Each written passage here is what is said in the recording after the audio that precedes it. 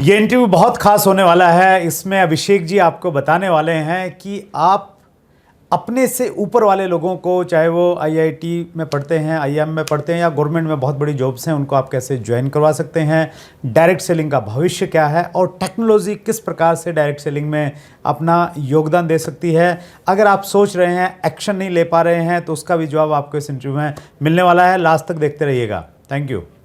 दोस्तों नमस्कार, आदाब, सत श्री अकाल। चैट विद सुरेंद्र वत्स में आप सबका बहुत बहुत स्वागत है।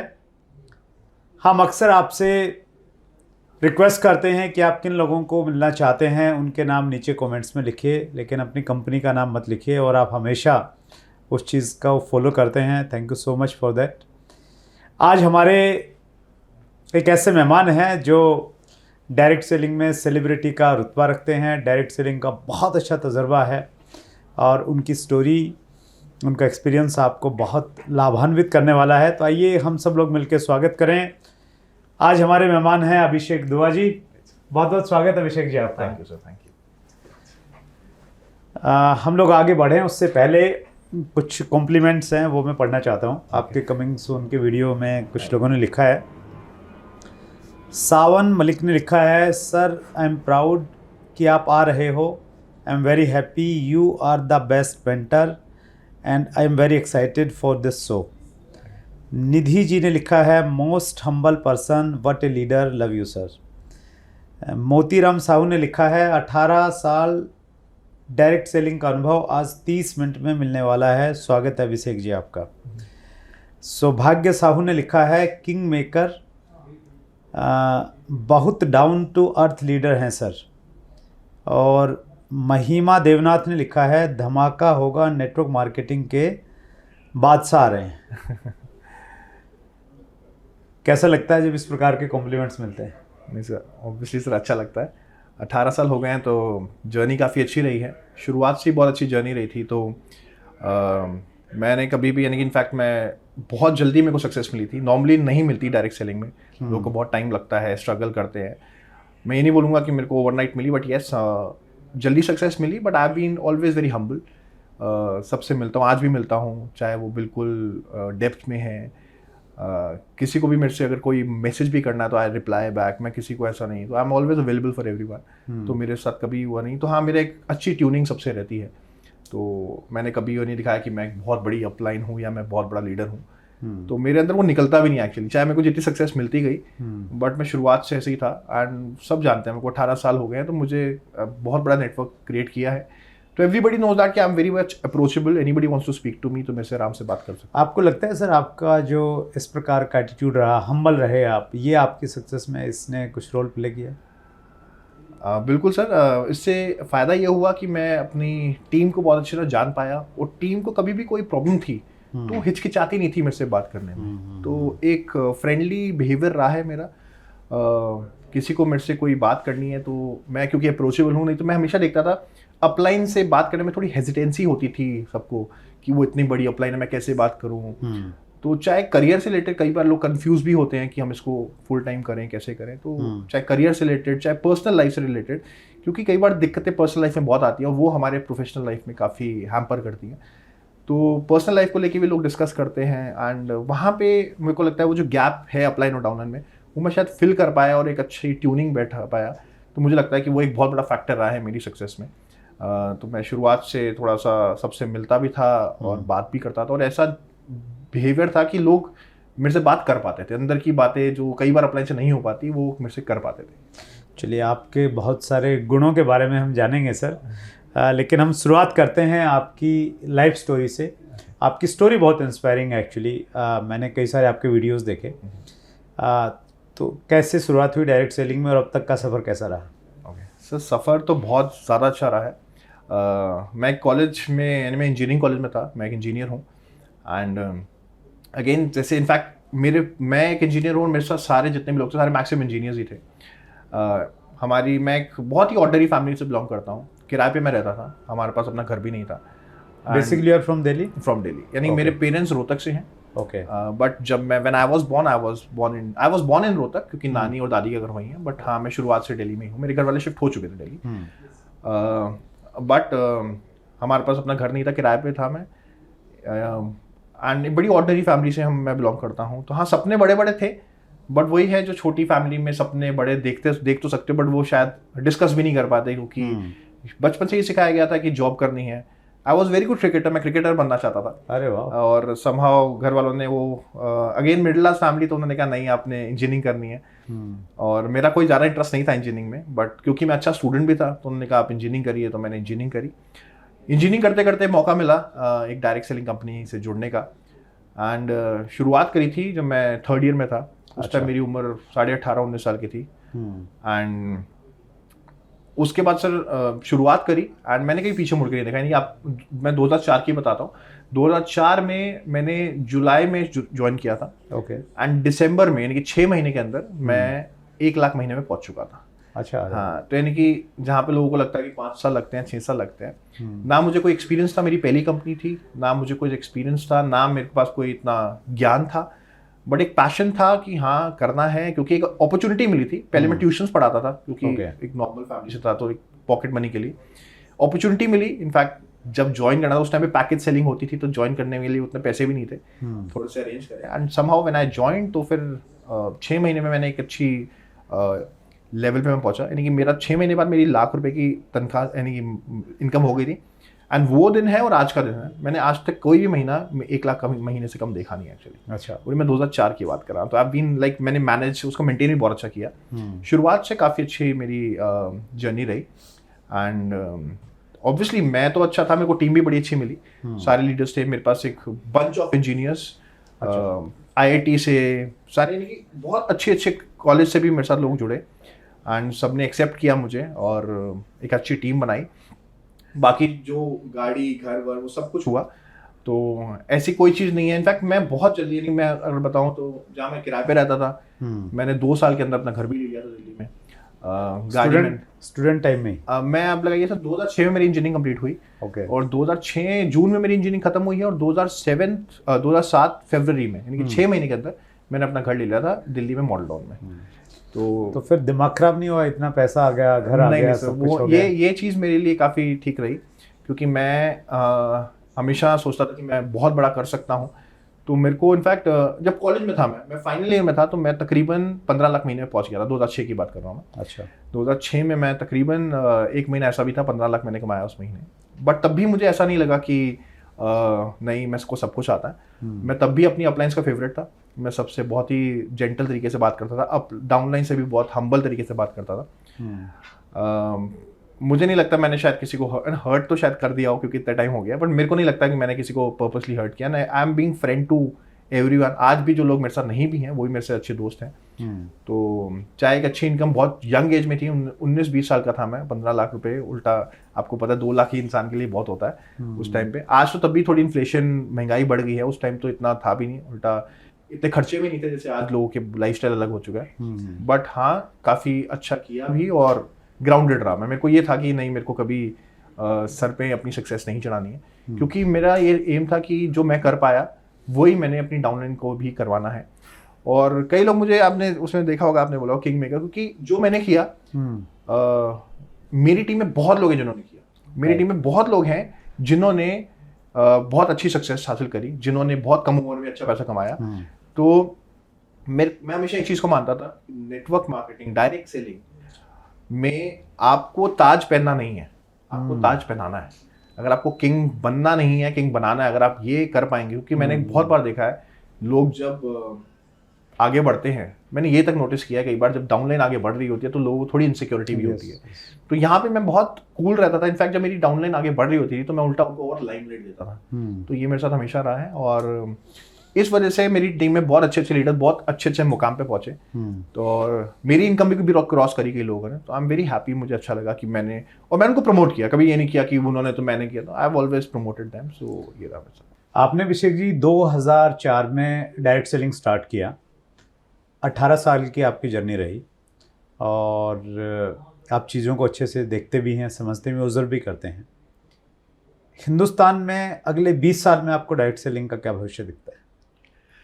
सो मैं, जैसे मैंने आपको बताया, मैं इंजीनियर, और मैं बहुत चीज़ें ऑब्जर्व करता हूँ। ये मेरा एक एसेट है, मैं बोलूँ, मैं आई am very good observation power. Right. तो मैं मानता हूँ अगर डायरेक्ट सेलिंग को अब एक नया मुकाम, अगर डायरेक्ट सेलिंग को बहुत बड़ा बनना है तो technology has to play a very important role. Okay.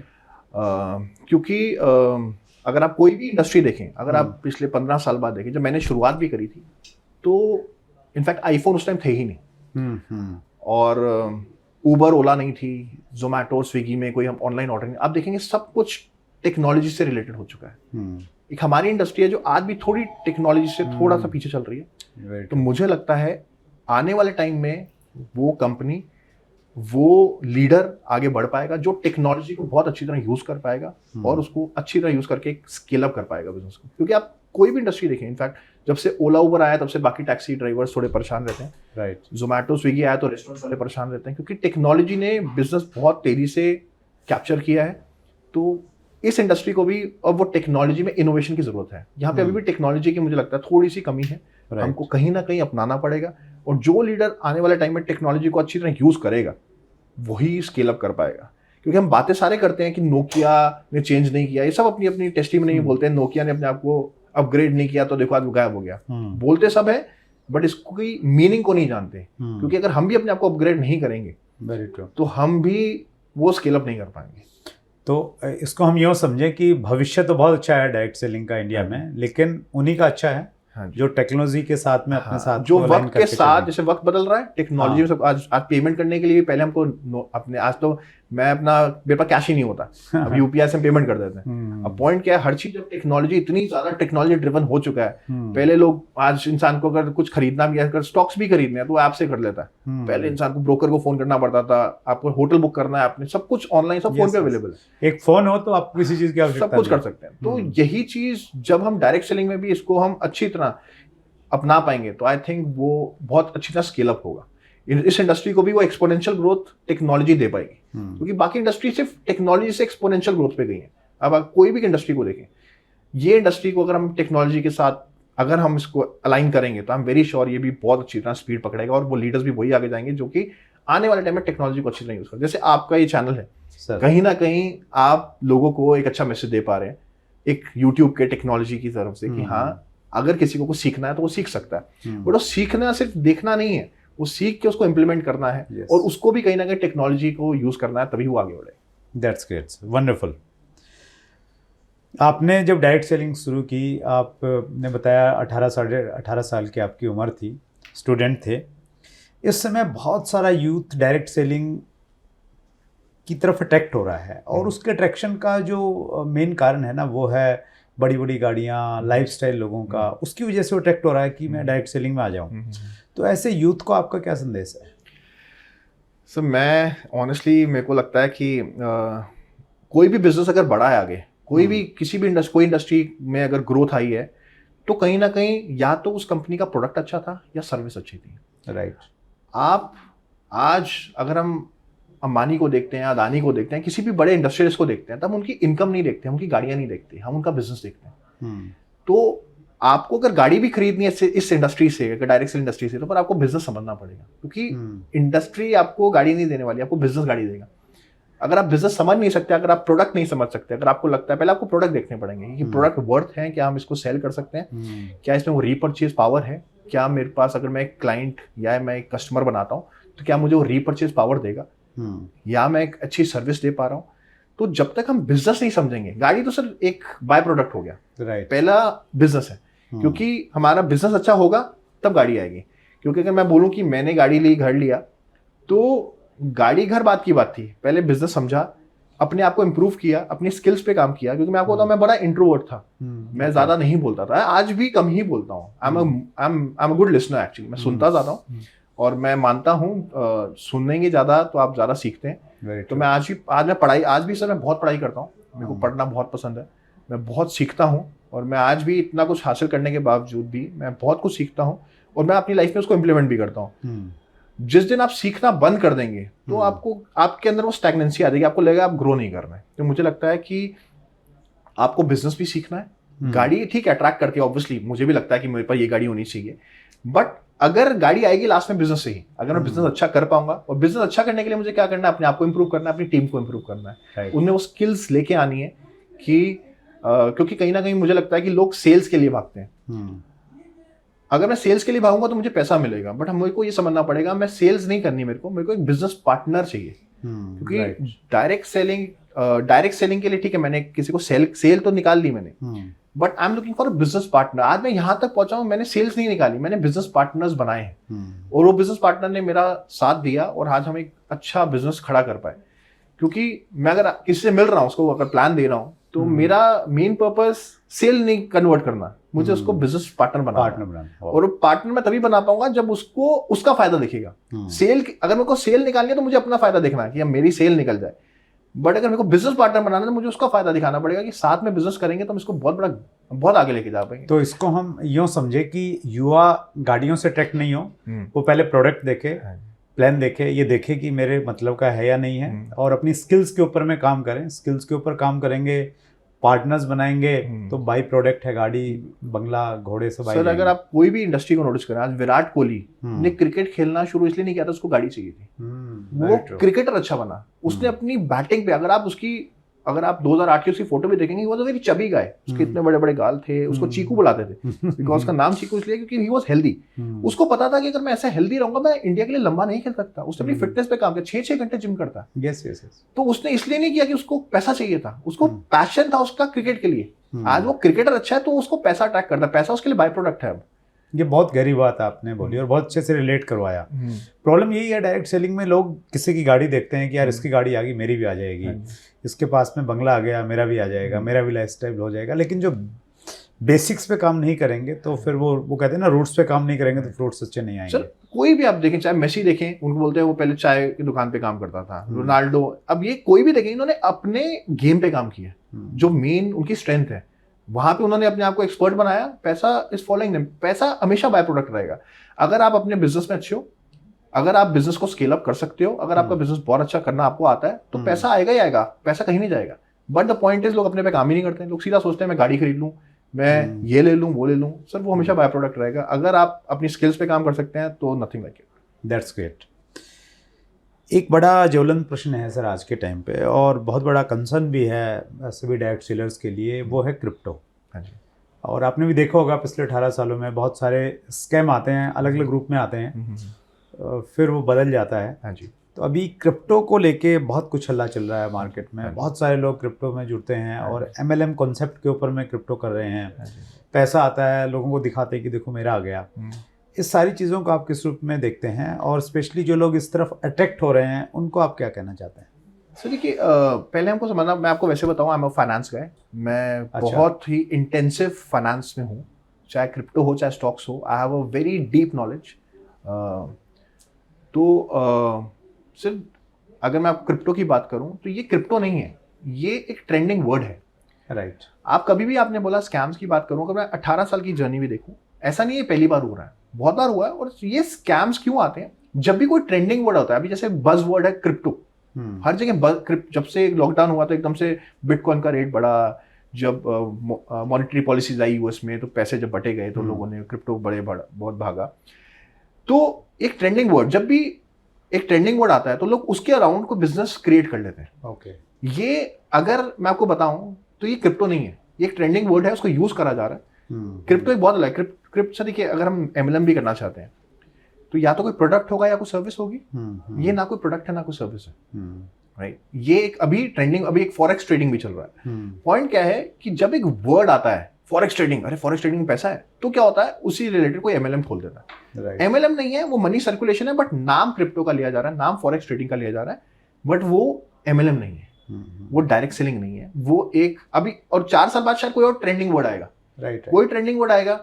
मेरे को आज भी आ रहा है, 10 साल पहले शायद इंश्योरेंस में भी लोगों ने शुरू करी थी। इंश्योरेंस का भी सर्वे आ गया। कभी दूसरी एक ट्रैवल पैकेज पे भी आ गई थी कंपनी। तो पॉइंट क्या, जब भी एक ट्रेंडिंग वर्ड आएगा कि अरे यार ओके, तो आप देखना उसके अराउंड 5 साल बाद कोई और आएगा, फिर 10 साल बाद कोई और आएगा। ऐसा नहीं ये पहली बार और आखिरी बार है, ये 5 साल बाद दोबारा आएगा। जब उस टाइम कोई ट्रेंडिंग चलेगा तो जो थोड़े शातिर दिमाग वाले हैं, इनको शॉर्टकट चाहिए, वो एक नया कॉन्सेप्ट लेके आएंगे और वो लोगों को बनाएंगे। और यहाँ पे इंडिया में बहुत लोग हैं जो रेडी हैं शॉर्टकट के लिए, और वो रेडी है पैसा डालने के लिए, और उनको भी पता है, बहुत लोगों को ये भी पता है कि ये लीगल नहीं है। क्योंकि at the end of the day आप जस्टिफाई नहीं कर सकते इस पैसे को, you can not justify even if you, अगर आप पैसा कमाते भी हैं, यस यस, हाँ, तो हाउ आप, you will justify to government? हाँ, आप गवर्नमेंट को जस्टिफाई नहीं कर सकते हो क्योंकि कोई देयर इज नो सोर्स, कोई डायरेक्ट सोर्स नहीं है।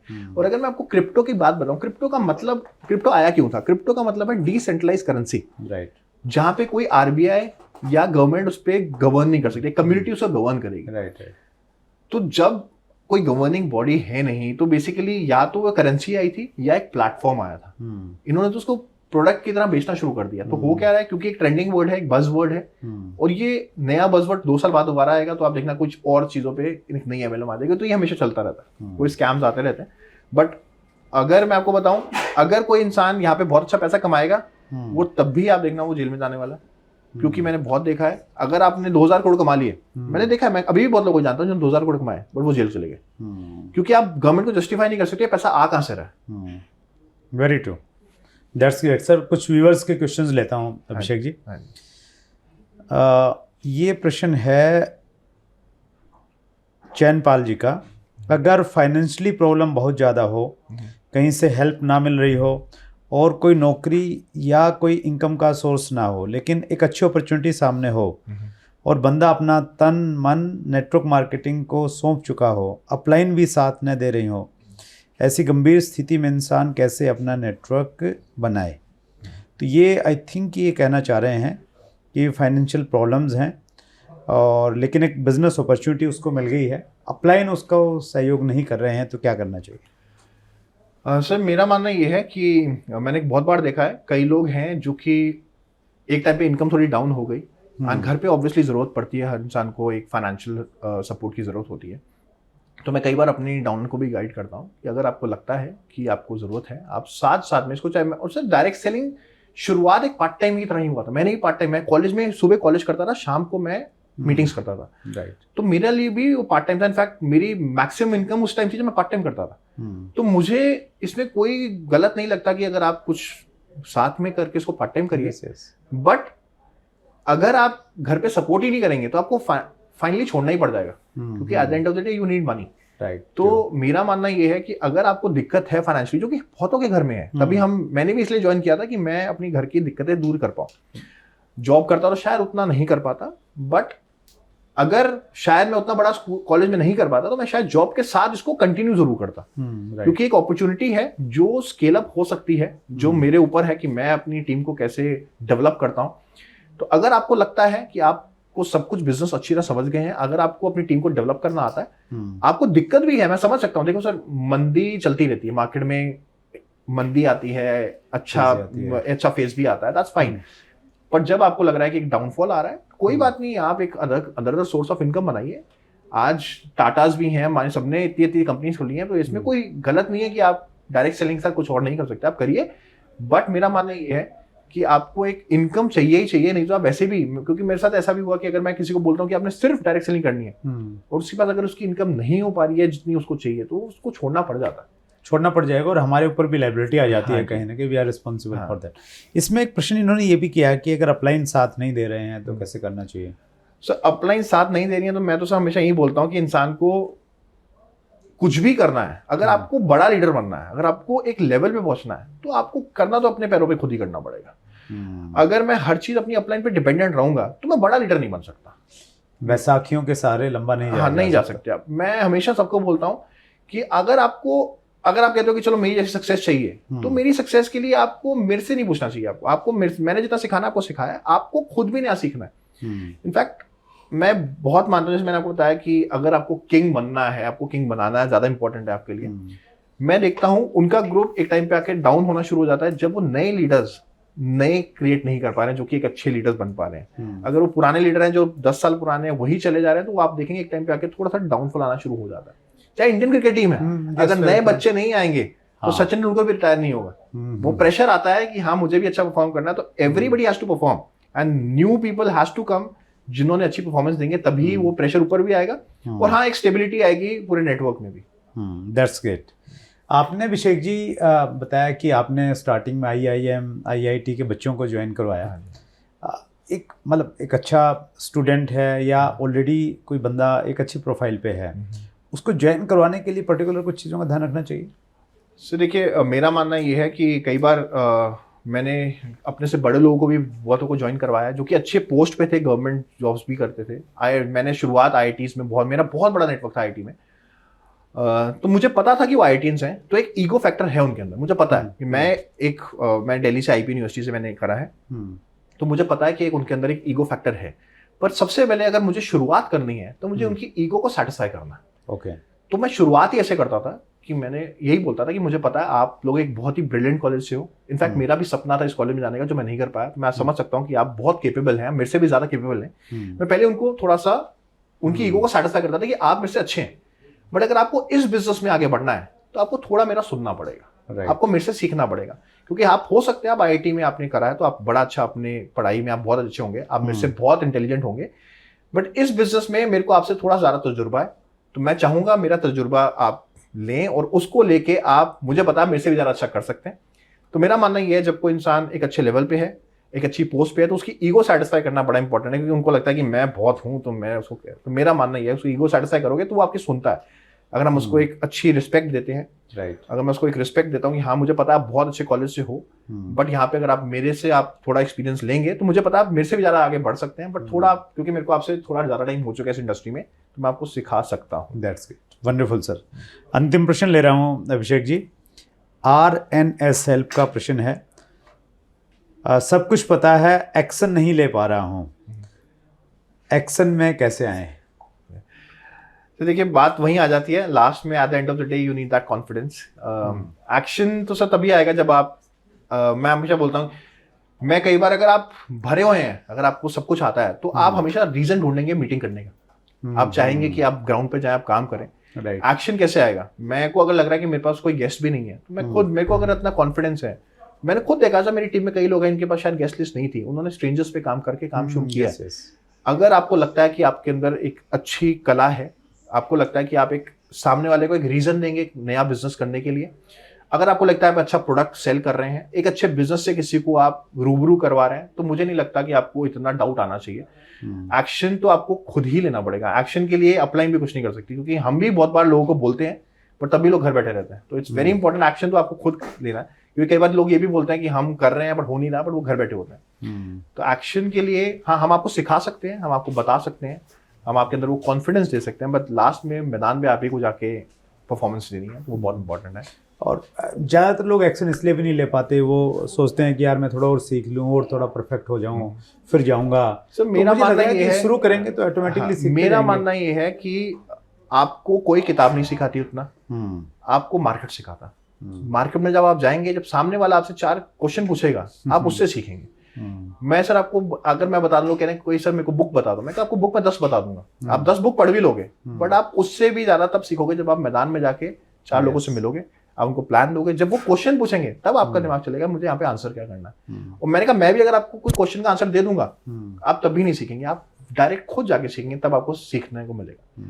तो मार्केट में रह के सीखना ज्यादा इंपॉर्टेंट है। टेक्स्ट बुक, ऑब्वियसली आप टेक्स्ट बुक पढ़िए, आप बुक्स पढ़िए, आप सीखिए वहां से, बट लास्ट में आप जब तक मैदान पे नहीं जाएंगे, आपको वो सीख नहीं मिलेगी जो एक प्रैक्टिकल नॉलेज सबको चाहिए होती है। दैट्स ग्रेट, बहुत सारा तजुर्बा अभिषेक जी। आप में, आप की बातों में जो गहराई है ना, जो डेप्थ है किसी भी पॉइंट को लेके, वो बहुत अद्भुत है। क्योंकि मैं बहुत सारे लोगों के इंटरव्यू लेता रहता हूँ, तो बहुत अच्छे से आपने इंडस्ट्री को जिया है, किया है, वो सारी की सारी चीज़ें हैं आपकी बातों से यहाँ पे झलक रही हैं। और फिर किसी अगले इंटरव्यू में और डिटेल में बात करेंगे सर। बहुत धन्यवाद, और इंडस्ट्री को प्राउड है आप जैसे लीडर्स के ऊपर में। थैंक यू सर, जिस तरीके मुझे बहुत अच्छा लगा आपके चैनल पे आके। Thank you so much, will keep in touch. Right, thank you. और ये एक छोटी सी भेंट है हमारे चैट विद सुरेंद्र भट्ट के व्यूअर्स की तरफ से आपके लिए। Thank you sir for calling मी।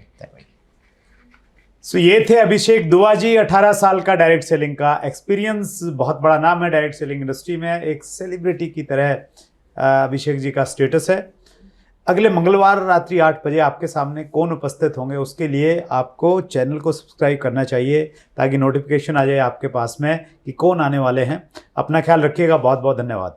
अगर आपने अभी तक chat with Surendra Vats channel को सब्सक्राइब नहीं किया है तो अभी सब्सक्राइब करें और बेल आइकन दबाना ना भूलें, जिससे आपको आने वाली सभी वीडियोस की अपडेट सबसे पहले मिले और हमारी किसी वीडियो को मिस ना करें। वीडियो को ज्यादा से ज्यादा शेयर और लाइक करके अपना प्यार जरूर दें।